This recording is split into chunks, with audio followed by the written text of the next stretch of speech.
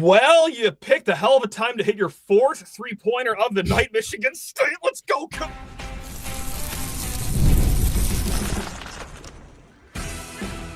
You are Locked On Spartans, your daily podcast on the Michigan State Spartans, part of the Locked On Podcast Network, your team every day. Spartan friends, Spartan family, you fellow Tre Holloman disciples, how on earth are we doing on this blessed Wednesday night? Because, well, that's right, the Michigan State Spartans, they pick up a win in College Park. Well, precisely three more points than Maryland scored. I don't know the final score. To be quite honest, I blacked completely out. And not off alcohol, of course. It was a water-only night here at the Sheehan household. But what did we just watch, Sam? Sam Martin, by the way, friend of the podcast, great basketball mind. What the hell was that? What did we just watch? Oh, my God. I almost think about what that was like for a Maryland fan. That was the all-time like guillotine game for Maryland. You're behind, you can't win. Oh, we're falling. And then we just claw our way back. And at the last second, as the Viper is taunting his opponent, walking around the arena, whoop! Tre Holloman from 55 feet crushes their eyeballs out of their skull.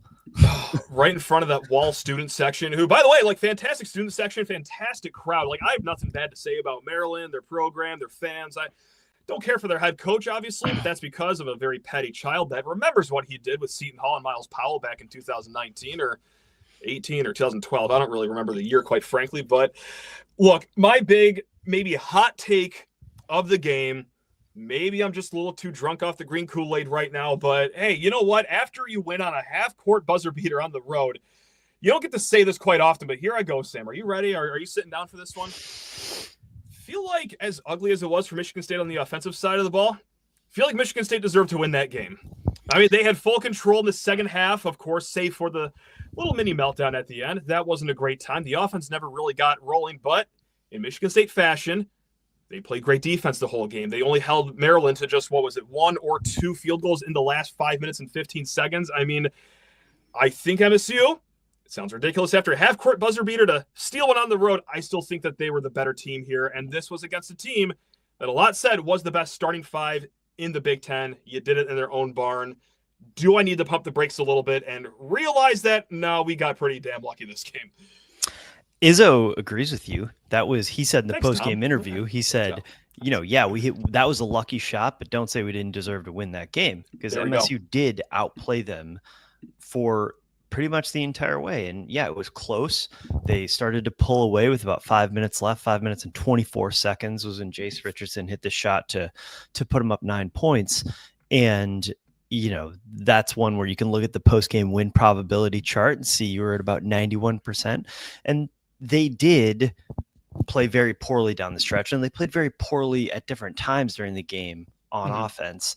I thought Maryland did a good job with some scheme at the end where MSU started to spam the JASE Richardson high pick and roll, and they went to kind of a 3-2 zone look to take them out of that.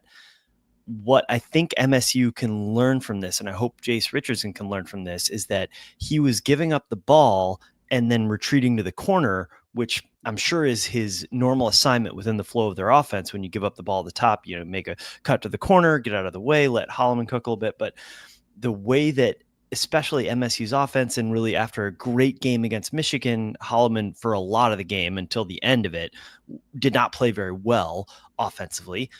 Some great defense from him, as is true of really the entire team.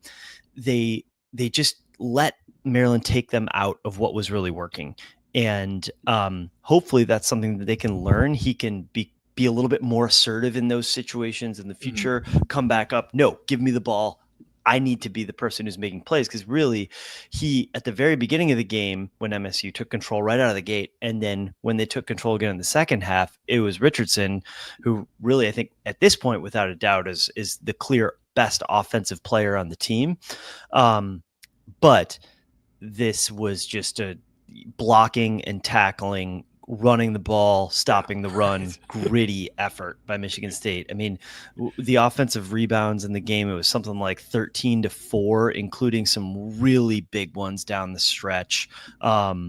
to take control of the game, and just you see in that game the way that this construction of Michigan State, playing two centers all the time, crashing the boards really hard on both ends, really getting back to an old school brand of basketball, the way that can still work for you in creating so many extra possessions. I mean, the field goal attempts in the game, Maryland took 48 field goal attempts and 26 free throws. Michigan State took 65 field goal attempts and 12 free throws. Thank you. That's the game. Yeah. No, I'm not going to do this. I'm not going to be salty and complain about officiating, especially after we won. I like to think that I'm better than that, so I'm just going to bypass that whole topic right there. I do like what you said about rebounding. It has been the cornerstone of this team the entire season, and you were right. It was 10 offensive rebounds to 4 for Maryland. But I'm sorry, 13 offensive rebounds for Michigan State, 4 for Maryland. 10 second chance points for your Michigan State Spartans, whereas Maryland, they didn't get any second chance points at all. Not in the first half, not in the second half, not in the entire game, Sam. So, yeah, that's the calling card for Michigan State. Not only is it good defense, it's great rebounding, and you saw it in spades right there for Michigan State, leading the way on the boards. Jackson Kohler, 8 rebounds, and then 5 for Carson Cooper. You also had 8 from JASE Richardson, too. I should have pointed that out. I'm sorry, but here's the question, which is like very difficult to answer. It's like, who gets your MVP for that game? Obviously, JC's your leading scorer, 15 points, 6 of 14 shooting though. So like percentage-wise, not the most efficient, but it's not like anyone else was really that great offensively, except for Tre Holloman when he found his spot from 55 feet away from the hoop, just like he practices it. Who gets your MVP? And if it's obviously Jace, who gets second fiddle for you? Yeah, I mean, you would have to probably say JASE Richardson, simply because the biggest stretch of the game was when MSU took control in that 7 to 5 minute stretch of the second half. And he was the one guy who was able to get to his own shot. I think that, I can't really give it to one player. It was really such a collective effort by MSU's big men of rim protection. And I thought Maryland's bigs did a great job as well. Mm-hmm. There was a lot of slop in that game. And there was some, bad shot selection, I think, on both sides.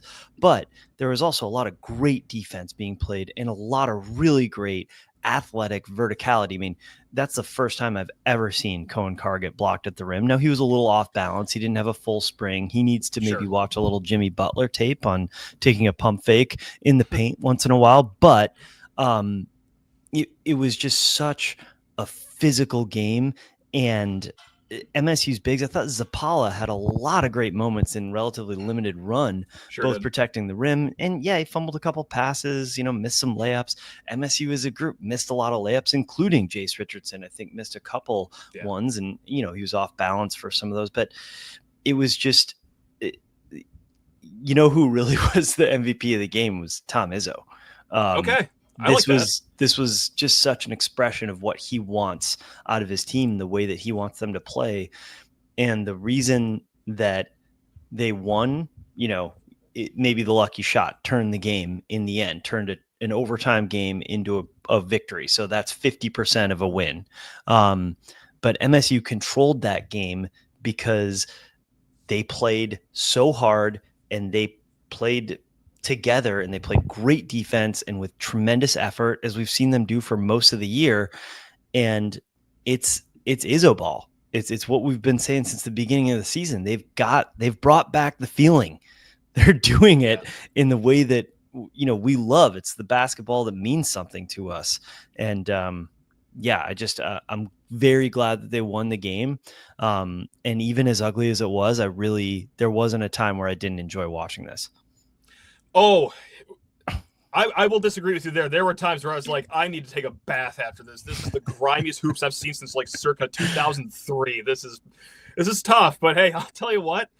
I don't care how ugly it looks. Anytime you're leaving a road venue in the conference with a victory, bathe me in that, actually. I want more of that slot. 23-21 halftime score had me picturing one Dick Bennett and the old time Wisconsin Badgers. Those first one What to a 40 callback. wins. I was like, oh man, we really are back in the glory days. No, you know what? It truly felt like, you went back a little further than me. It truly felt like a Bo Ryan Tom Izzo matchup. You know, like that first to 50 win, blood all over the court. Quite literally, at some points, Julian Reese had to leave the game with a little blood on his jersey. But it was. I mean, if you think Tony Bennett's Virginia teams committed crimes against your eyes in basketball, his dad was like the original war criminal. So he created the blueprint of how to offend the senses while playing hoops.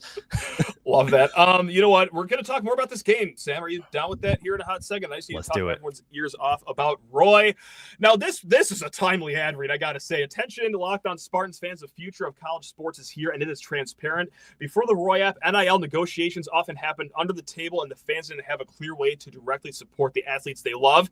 I don't know, like JASE Richardson or Tre Holloman. Now with Roy, you get to be a part of the change and support for Michigan State athletics in the most transparent way possible. So at Roy, the NIL app, you get to choose the player you want to support. Again, for example, like Tre Holloman. Again, this is all just written. It's random. Certainly not victim of the moment right now. Tre Holloman, for an example. Decide how much you want to contribute to Tre Holloman, for example, and then will you receive exclusive content from the athletes that you back. And the best part, for some reason, Tre Holloman transfers, you get your money back, okay? It's a risk-free way to show your support. The Roy app is giving fans control, no more uncertainty, and now you can provide transparent, impactful support and help shape the team and the future of college sports with your contributions. Download the Roy app now from the App Store and get started backing Michigan State athletics the way they deserve with transparency, trust, and a real impact. This is the future of college sports. Join it now by downloading Roy and supporting your favorite Spartans. All right, let's drag it back out here. Sam Martin, friend of the program, been here for a few of these post-game shows, and this is going to be the most fun that we've had here. But Sam, there was a world where Michigan State didn't win this game. Let's say that Tre Holloman, like he misses from his favorite spot, again, 55 feet away. Let's say it rims out. Very odd fashion, right? We go to overtime, they lose. I think a lot of the dialogue that me and you would have had was, Jaden Akins, what's the ceiling with this team if he's going to keep playing the way he is offensively? We have celebrated him, how strong of a defender he is for weeks on end. That has not slipped at all. I want to be very, very clear on that. Offensively, it's been kind of rough, though, okay? He had some good moments in the second half, but by and large, Jeremy Fears, don't know if that's the game you want to see from your starting point guard. So, with those two guys playing the way they were, you can include Tre Holloman before he buried that dagger at the end there. Any concern moving forward here in the last 3 games of the regular season, March Madness approaching, or are you just going to chalk it up to, hey, tough venue, road game, long season? How do you leave that right there? Because the Jaden thing's been going on for a while here. The Jeremy thing's kind of been, Tre, I'm not so worried about. I want to also be clear on that. But I think Holloman, he took some bad shots, especially in the first half. And I think when you have a second half like he did in Ann Arbor, you might be prone to taking a few, outside of maybe the strike zone type shots, like we saw him do. I thought the contested mid-rangers early in the shot clock, that's a great shot for him to have and for MSU's offense to have at times, in that it's sort of recession proof. You can always get to it. But early in the shot clock, especially the way Maryland was defending, they were getting over the screen and really challenging it. It wasn't like he was just stepping into it in rhythm as we saw against Michigan and have seen it other times. So I'm not so worried about that. I think Fears, he's really lucky that 3-pointer went in, because that was right when JASE Richardson was really hot and they didn't get him the ball back on that possession. And he took, wide open 3 in rhythm, fine, but like, you better make that one. Right. Akins hit a big 3 in the second half, still shot it with confidence. I think that Fears, his offensive production is going to be up and down this season. I wouldn't bet against him becoming a much more consistent scorer next year as he starts to get a little more comfortable shooting the ball. Akins, that's the one where it's like his 3-point percentage, up to 42% as a sophomore, down to 37 last year, and now it's down in the 20s. Yeah. And now it's at the point where he's really not taking them anymore. He only took 2 in this game. Right. And is that like a Chuck Knobloch situation? Has he lost confidence? Great reference. Wow. I don't know. That's the one that I think for MSU to make a deep run in March Madness, I think they can win the Big Ten title playing like this. I think you look at the efficiency numbers, they're the best team in the conference this season. Doesn't mean they're going to win the title, but they are the best team to this point. For them to make a run to the Final Four and potentially beyond, I think you're going to need Akins to have some better scoring performances and to find his confidence back. For a senior to do that when he's had the trajectory he's on, it's not unprecedented, but I think that's something that I would be a little bit concerned about at the highest levels of basketball for this team. I think I officially hit like the panic button with Akins in the second half where, I think there was 12 seconds left, let's call it, on the shot clock. He did have an open three, put the ball in the deck, and then decided to go into traffic. And just like you mentioned earlier, Maryland did such a great job rim protecting. It didn't go in because nothing around the rim actually went in for Michigan State. It felt like at some times today, but that's truly where I really felt like, okay, we're waiting for him to break out of the slump. You can't do that if you're just too scared to shoot the three at this point, which now I'm torn because ever since February started, he has not been good from 3-point land. So, okay, maybe it's good that he realized that he doesn't have a shot, but at the same time, we need you to find your shot, young man, if we want to actually do some things of substance here in March Madness. So that's where I'm just caught in the middle of, the problem that he do something different. The problem that he runs into with passing up the 3-pointer, and I'm not trying to rip on Jaden Akins. He's a wonderful player. Yeah. But just with his play style is when he attacks, he is shooting the ball. He's not going to pass. Once he gets going to the rim, he's shooting. It doesn't matter how many players close in on him. So without the threat of the 3-pointer to drive his defender out and blow past him to either get to his mid-ranger or to get all the way to the rim, it can get a little bit rough. So I would rather see him just keep shooting the ball and have some 1-for-7s and just have confidence that it's going to come back. I don't know whether his 3-pointer is going to fall consistently, but I would rather him believe in who he has always been as a player. He's been a great shooter since he was in high school, than to try to just start to force it. To be able to successfully and be efficient on offense, when they're not guarding you from 3 and to still be able to attack, it really requires a level of athleticism that Akins is a great athlete, but he's not Zion Williamson. Sure. It's very, very hard to make a living with that if you're not, especially if you're not kicking it out off of the attention you're drawing. So we got a few mailbag questions. I sent a tweet out on Monday, asked for some mailbag questions. You guys, as usual, always delivered. Also, lockedonspartans@gmail.com is always open for business. David S. wrote in to go along with this conversation. I think Graham Couch said it best. Do you agree we are, quote, Jaden Akins getting out of his slump, end quote, away from making a deep run? It's a good question. Is that what you have to see to believe in a deep run in March? Or, are you already there? Do you want to see something different? Because, quite frankly, I'm with Graham. I think just having one player shoot the 3 a little better, Akins is the most obvious candidate. Yeah, I think that's what I need to truly believe it, because we went through all the stats. This was Connor Muldowney not too long ago. If you guys want to re-listen to that episode, it was a bunch of numbers, but it's a long way of saying very hard to get to the Final Four if you're not in the top 100 at 3-point shooting. They're not even in the top 300 in 3-point shooting. So that's where it's such an emphasis over here for me. Sam, what say you? Are you on the same boat, or do you got something different? I agree. I mean, okay. I just sort of raised that concern a moment ago. I think they can win any individual game. They have enough to win any individual game if, against Michigan, Holloman and Richardson, and if those guys can provide that outside scoring punch, maybe Booker hits a shot or two, Kohler gets hot like against Illinois, they can cobble it together in any one game. But to win game after game in the tournament and make that kind of a deep run, there's going to come a game at some point. We've seen in every one of Michigan State's deep tournament runs, they always need a secondary player to step up at some point. Yep. And respectfully, at this point, on offense, Akins is a secondary player to those guys. So I think that's the level of sort of insurance that you need to be able to perform in March, because there's going to be times where the other team takes one of those guys away, or it's just not their day, or down the stretch of this game, Richardson is not asserting himself. Holloman's maybe a little bit too high on his own supply, and they're going to need that third scorer. And Akins has the tools to do it. It really, I think, will come down to his confidence and just finding a rhythm. You know what? We're going to talk even more about this game in a little bit, get to some more mailbag questions. I want to just talk about your reaction to the Tre Holloman shot, because I feel like this is like the Jalen Watts-Jackson play in a way where it was actually like almost as fun to talk about the celebration, everything with other people than seeing the play unfold. But first, I need to talk everyone's ear off about new friend of the program. It's Fabric. Life moves fast, especially when you have a family. One day you're watching your kids take their first steps, and before you know it, they're off to college.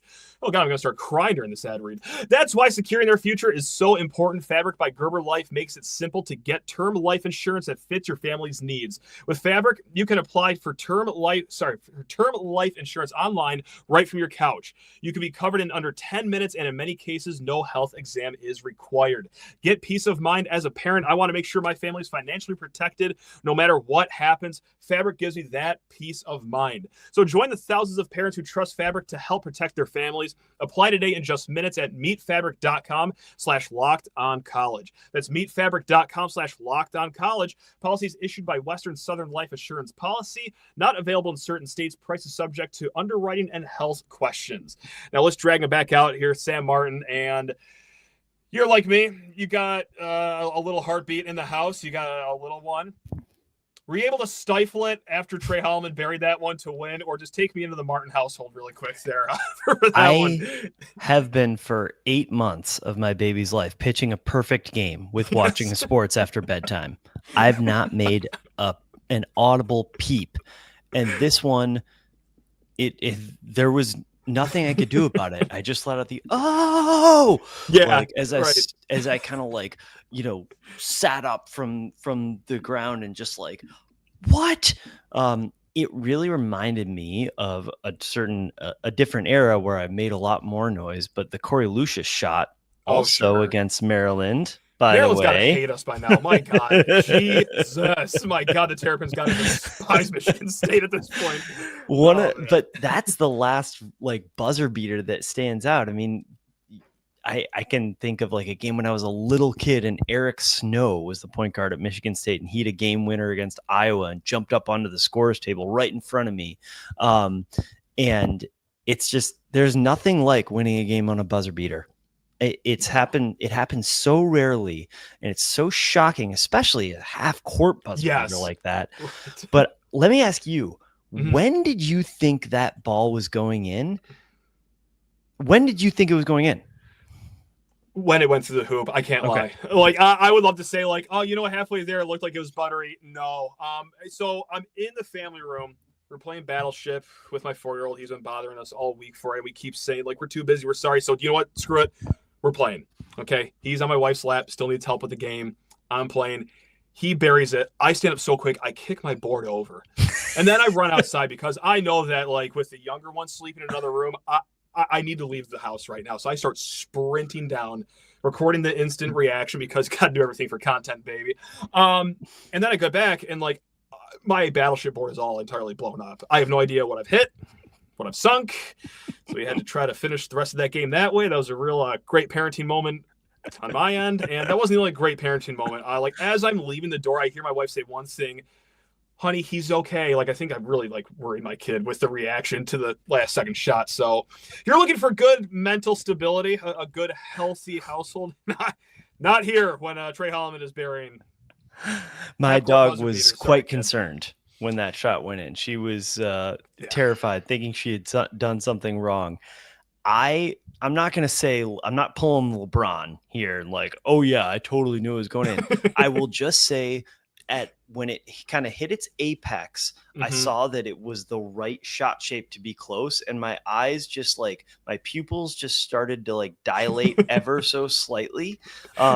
Just to the point where, you're going to go, oh, as it misses. Had that little eyebrow raise. And Then it went in and it just let out a yell, and then immediately was like, oh my God, I just yelled. I hope I didn't wake the baby. Yeah. And then I called my brother, and then I called my dad and recounted to them exactly what happened. And we got through it, and here we are.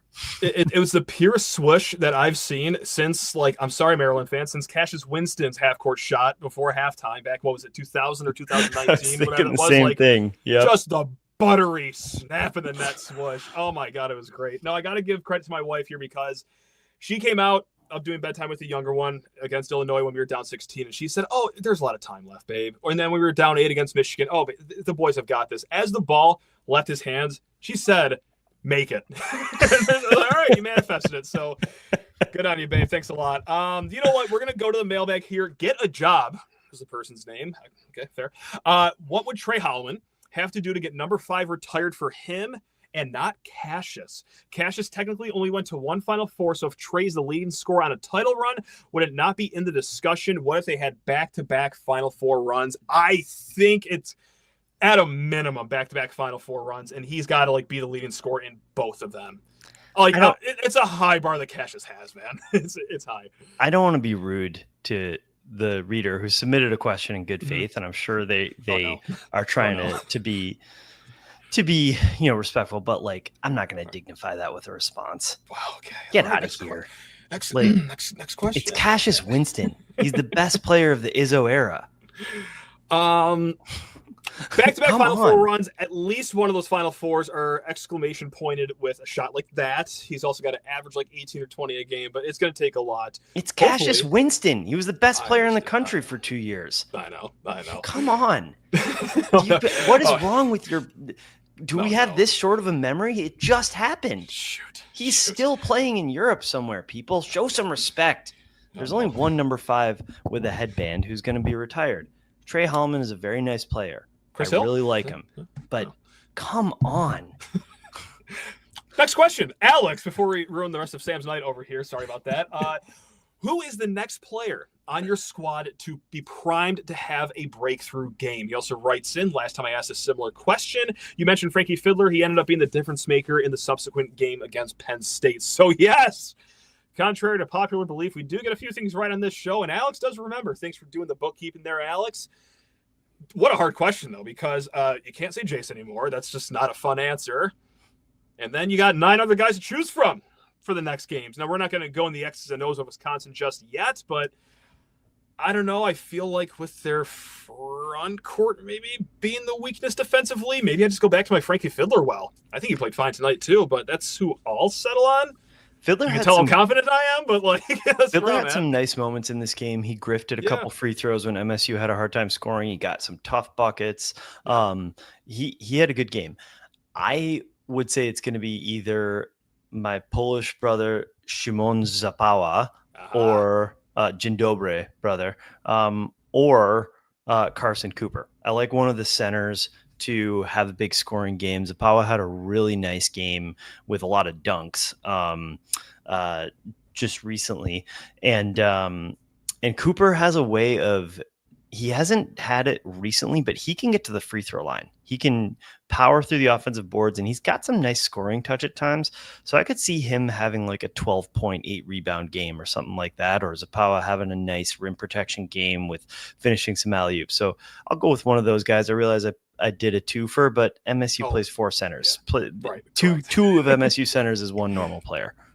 You're allowed to have a few answers for that one. We'll give that one to you. I'm just going through the box score. I gotta say, nothing makes me happier than not having to talk about the fact that they left so many points at the rim. Layups, the box score says they were 10 of 20 on layups. I remember the first half, I jotted it down.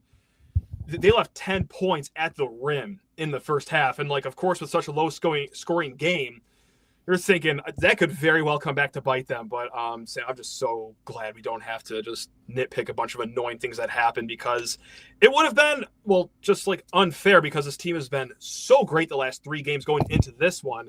I'm glad we get to keep the celebration going. My God, what a special team. Special team, Sam.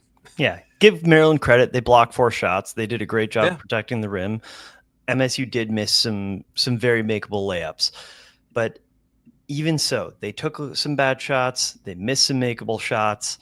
they didn't play a very good offensive game in terms of shooting and some execution, but they did enough to control a game on the road against a very good team. And this is a really good Michigan State team. It's an interesting and unique team, especially in 2025, to have a team that doesn't really shoot 3-pointers. It's like the mathematics seem impossible that you could be really efficient on offense playing that way, but they do it. And the way that just the effort and the execution that they bring consistently, it's a joy to watch. I feel like we do this every time we get together. It's just an ode to the past of Tom Izzo basketball. Like it truly does. Back, feel baby. Like it. I mean, we're back. Oh, it's beautiful. And I'm just so happy that like we're not doing an episode where we got to say, hey, all the goals are still in front of us, which would have been true. That would not have been disingenuous, but you just would have to for sure beat Wisconsin, for sure beat Iowa on the road. And I know, say what you will about Iowa, not great. Anytime you go on the road in the Big Ten, not fun. I don't know if you guys remember last time we had to face Iowa on the road. That didn't go so well. And then we'll, of course, beat Michigan at home. Like, you gave yourself some breathing room, not with a capital B, but with a lowercase b. You gave yourself some breathing room getting out of College Park with this one. It's just a delight. I could cry. Coming out of that stretch where MSU lost 3 out of 4, coming off the West Coast trip, and then, that really poor loss at home against Indiana. If I were to tell you that they were going to rip off 4 in a row at Illinois, home Purdue, at Michigan, at Maryland, 4 in a row, 3 out of 4 on the road against quality teams, this is, that's championship stuff right there. Championship basketball. Well said. Amen, Sam. That's what I'm talking about. Anything that you want to plug, anything you want to talk about. What else before we let you go and enjoy the rest of your night and just try to get some sleep after that one? I'm not sleeping until Friday. I don't know about you guys, but these eyeballs will be open, staring at the ceiling, or a replay of that shot over and over again. I got nothing to plug. Thanks so much for having me on, Matt. This is a joy. Dude, thank you. And thank you to the Michigan State basketball team. I have really, really enjoyed this season. I've had, at times over the last few years, a bit of like a relationship with college basketball where the sport just irks me so much at times, and the way it's officiated can really be a bummer, and the style of play and the quality of what you're watching can really be a bummer. And with Michigan State, having some middling success in the post-Winston years, it's, I'd kind of lost my joy with it, but I've got my joy back. We're back. This team has been so much fun to watch. I had the chance to go home to Michigan and see them in person against Oregon. They laid an egg in the first half. I stood up and yelled out loud to no one in particular, I drove 7 hours for this. And the 2000 championship team came out. AJ Granger's glistening bald spot inspired them to just come out in the second half, and they played great basketball. And I've really, really enjoyed the season. I've really enjoyed watching it, and I've enjoyed talking about it with you. We're giving you credit for that win, because I could just see JASE Richardson walking off the court, halftime starts, and then I got to say 7 hours? Like, oh my God, I better score 20 points in the second half right now and shoulder this team to a win here. My goodness gracious. So, hey, thank you for that win during that rough stretch there, Sam. Way to go, baby. Woo! Happy to do it. I'm just happy in general. Oh man, God, Michigan State basketball just makes me a better person overall, except for tonight. It made me a pretty bad parent for that 2-minute span where I kicked Battleship over and made my kid worried that Dad was having a medical and mental episode. But in terms of hitting a low probability shot and sinking a battleship to win a game, some symbolism there. Walk off right there. That's what I'm talking about. All right, guys. Hey, we will be back. We do this 5 days a week here at Locked On Spartans. We're going to break down this upcoming weekend with Locked On Badgers. Until then, take care of yourselves. Sam, love you. Viewers, listeners, love you guys too. Oh my God, go green. Tre Holloman. Go white. Let's go buy his shirt. Buy Tre Holloman's shirt. Go on his Twitter. Buy his shirt. Buy.